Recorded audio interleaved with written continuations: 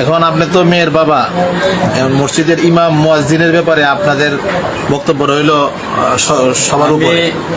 দেখেন, ইমাম সাহেব আর আমার ভাইও আছে এখন, কিন্তু ইমাম না, আমার স্বাস্থ্য ভাই আছে, অলরেডি চালান দিয়ে দিচ্ছে। আচ্ছা, কথা বুঝছি?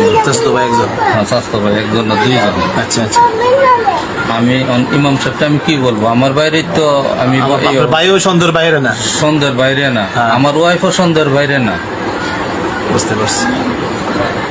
ঠিক আছে, আর ওই যেহেতু ঘটনা ওইখানে ঘটছে, এটা আমরা থানা এই কথাই বলছি যে এখন তদন্ত জাহির হওয়া পর্যন্ত হ্যাঁ, মানে কাউরে সন্ধ্যের বাইরে বাইরে বলা যাচ্ছে না। যাচ্ছে।